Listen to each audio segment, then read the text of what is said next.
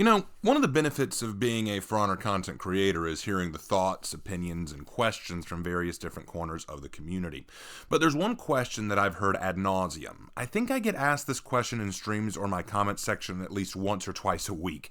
And I'm not alone in getting asked this, as many content creators that I've spoken to have also received this question, and from various people. I figure, since I get asked this so often, I'll finally just make a full video sharing my answer and thoughts on this issue.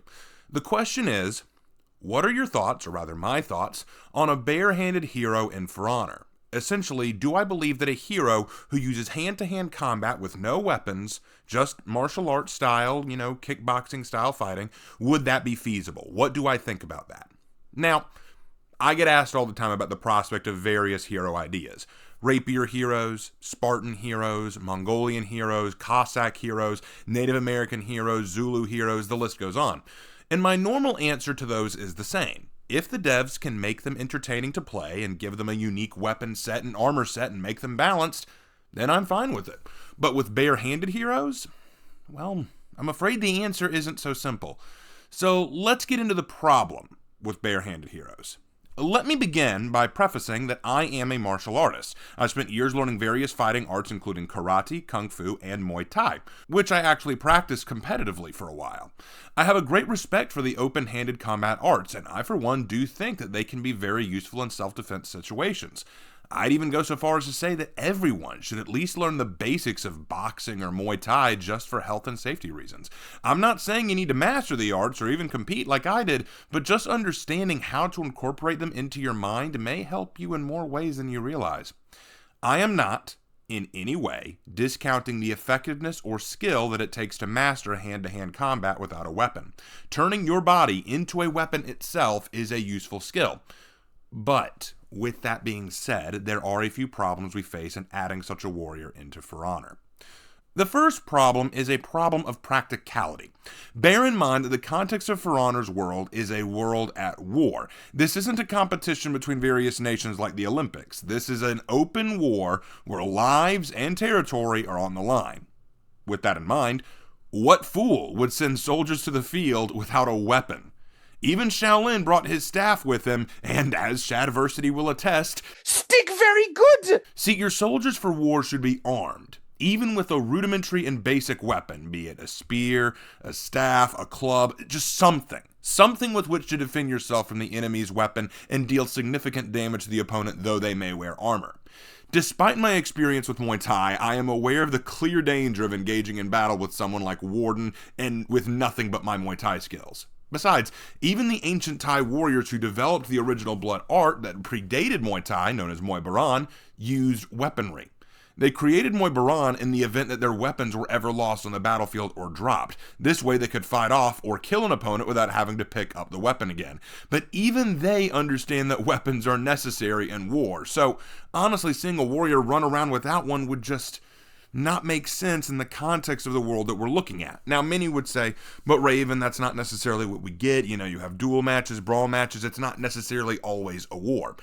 That's all game mode semantics, but I'm talking about in context of the world itself, not necessarily based on game mode. This is all looking at the context of this world's lore, how it's built, and how it's presented itself. So from that perspective, practically speaking, a no-weapon hero just wouldn't work. The second problem is one of cosmetics. It's important to remember that there are 3 parts of a hero's weapon set that should be customizable. How would you customize a hero's 3 weapon parts without there being a weapon?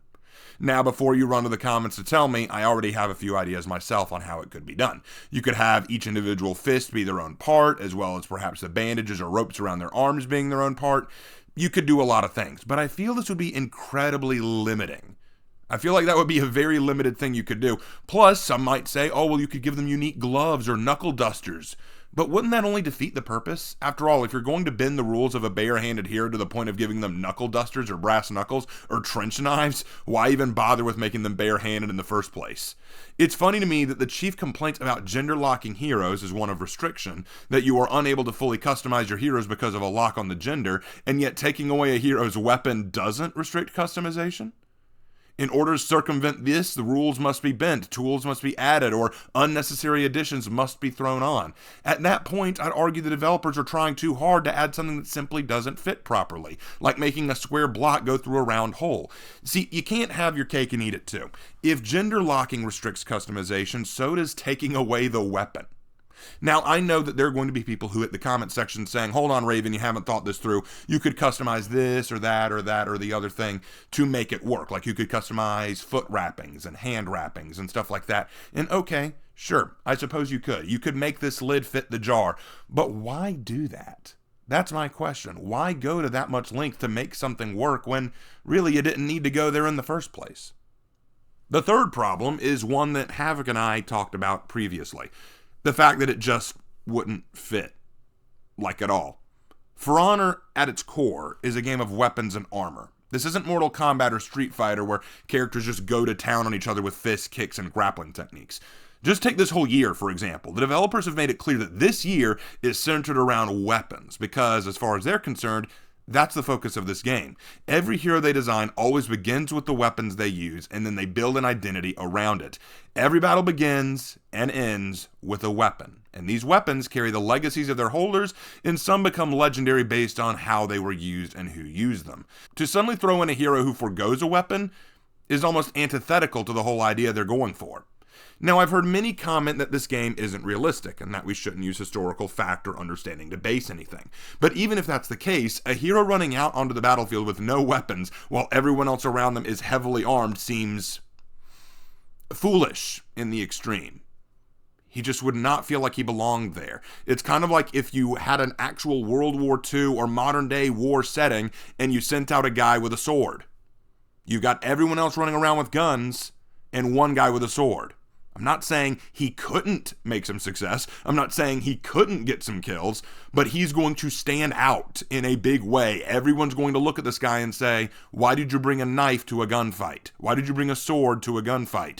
In the same way, why did you bring your fists to a sword fight? It's the same thing. It's the same question. I don't care how awesome he is for coming out with just the sword in a gunfight or just the fists in a sword fight.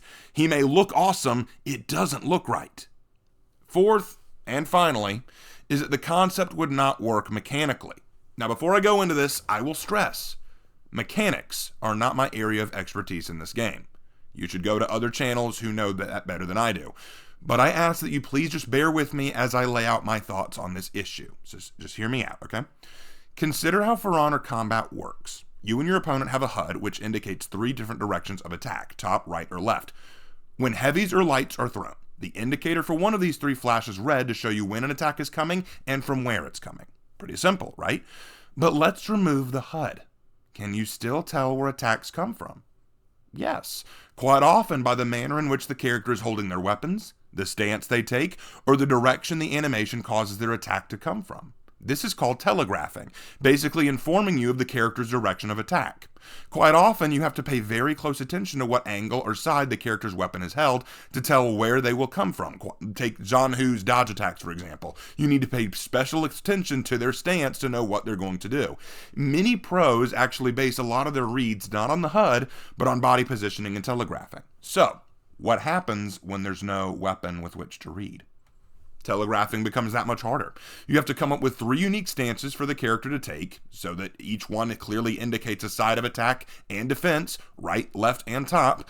You also have to mocap specific moves for heavies and lights from all 3 directions. The heavies have to be slow enough to be read, lights have to be a little quicker, and blocked properly, by the way. They need to know how to block properly, and by the way, you need to make sure that they are able to block swords and the like. You know, you have to actually have, kind of like what Shaolin does when he blocks, which is just as silly, by the way, but you need to do the same thing here. The lights have to be unique from the heavies, and I mean, you could do that. You could do a mix-up where lights are punches and kicks are heavies.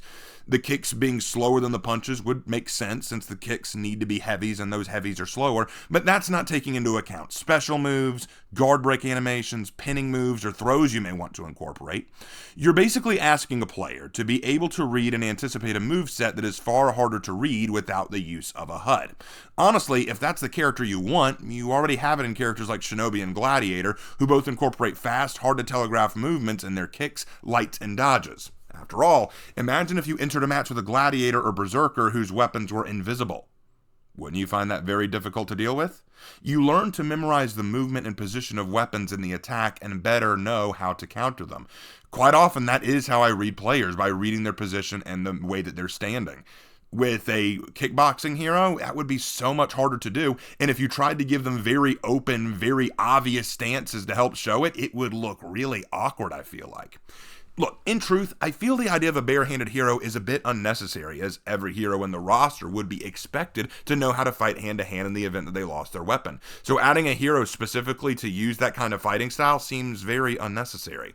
This isn't a game all about martial arts, but rather warriors and their arms and armor. You recognize the knights, Vikings, and samurai by what they wear, but also what they carry. I mean, look, I suppose you could add a Thai warrior to fight with Muay Thai, or a Korean warrior who fights with just Taekwondo, but wouldn't you rather see a Thai or Korean warrior carrying one of their own unique weapons instead? I mean, I think I would, personally. You could maybe incorporate executions that involve their martial arts, kind of like how Tian Di and Shaolin will toss their weapons aside to perform cool kung fu moves, but having a hero who only uses barehanded fighting abilities, I just don't see that as a good thing. It just wouldn't fit very well. Now, again, I stress that I have nothing against the combat art, so don't start saying, "Oh, Raven, you just don't like Muay Thai, you don't like barehanded combat." No, I do. I still train in Muay Thai to this day, even if I don't compete anymore. I love For Honor. I love Muay Thai, but I just don't think the game needs a Muay Thai hero or any other barehanded combat hero in it. Not when we already have heroes who incorporate plenty of techniques that don't involve their weapons, like Shinobi's kicks, Centurion's punch, Medjay's knee, Highlander's throws, Afira's grappling feats, Zhang Jun's throat grab, and every execution that involves dropping a weapon to lay hands on the enemy. In conclusion, this is a game centered around weapons and the warriors who wield them. To remove the weapon, well, I just don't see that fitting into the game well at all. Now, you're free to disagree with me. I understand that, and you're free to voice your opinion in the comments section. I ask respectfully, of course.